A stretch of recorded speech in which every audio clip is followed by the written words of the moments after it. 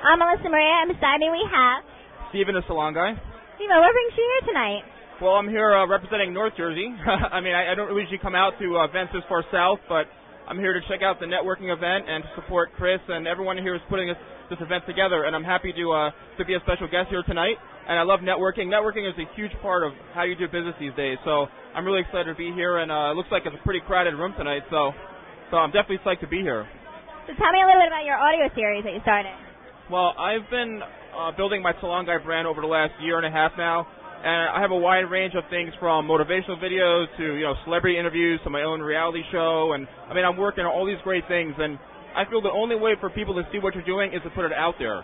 So my main mission and my main goal is to really just speak from the heart, and share it with people. So people can watch all sorts of videos from what I'm doing, so they can be inspired, they can be motivated, and they can laugh. It's a lot of things out there that I'm doing. So I'm just going to continue to put stuff out there and motivate people, inspire people. That's really what I do, and mainly in the beauty industry. But not only beauty industry, but business in general. It's all about networking and marketing and sharing. So. Now, what inspired you to help out a lot of salon owners and tell them they should appreciate their staff? What inspired you to go this route to give advice to people? Well, I've been in the business almost 20 years now, and I've had some really high moments and some really low moments. And being in the industry, people know the low moments. You're not treated with respect. You don't know what you're doing or where you're going to go, and you're looking for inspiration. People are always looking for inspiration no matter what business they're in. And I'm a very loving, kind person, and I'm always about other people, not really about myself. So I'm the kind of guy that will help someone before I help myself. And people inspire me. People, kindness, love, passion, motivation, all those things inspire me to help other people. And when I see the reaction I get from them, it just wants me to continue to do more. Yeah. I watched one of your videos when you talked about, that the most important phone call was to yourself, and you actually made a phone call to yourself. Now, is this something you've ever struggled with in the past about appreciating yourself? I mean, I think everyone does, and that's one of the reasons why I did it, was because we all go through times where we don't think too highly of ourselves, we don't feel like we love ourselves or give ourselves credit. So I said, you know what, I'm just going to do it, and I did it really live right there on the spot. I didn't rehearse it, I just said I'm going to do it. It took a lot of courage for me to do that, because people can watch it, they can make fun of it, who knows what people are going to say. But all the people that have watched it so far have been like, that was amazing, and they went and did it, and they felt incredible about themselves. So, people need to see these things. People have to see things like this, and that's what inspires me. And it was very interesting. Thank God I have Verizon minutes to minutes because no, but it was fun though. It was really interesting, and I'm glad I got such good positive feedback from it.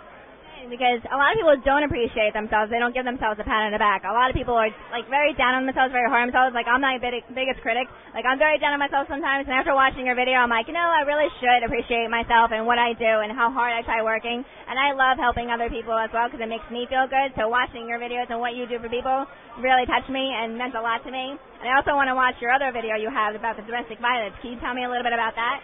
Yes, I launched a reality web series called In the Chair. And my premiere, I had a red carpet premiere back in November. I had almost 700 people that came to my event. And I wanted to really do something that was going to touch someone's life. And I was fortunate enough to meet someone through a friend of mine named Joy. And she has a charity called In Her Shoes, which is for domestic violence survivors. And she goes, I know the perfect person for this. I met her name was Donna, and she was a domestic violence survivor who was shot in the face. And she survived. And the whole episode is about making her over from head to toe at a beautiful salon and spa, Vito Mazza Salon and Spa in Woodbridge, New Jersey. And it's a touching transformation from beginning to end.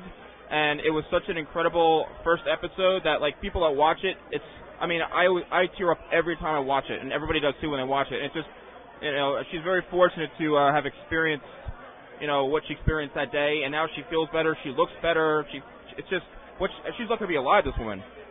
So the series is called, you can see it at inthechair.tv, and the second episode's coming out soon, and it's just, so many things are happening to me this year so far already. But yeah, it's every episode can be something positive about somebody and changing their life, and making them over, so. Can you tell us a little bit about the next episode, or is that a secret? I can say, it's going to be about someone who has a fear of hair salons.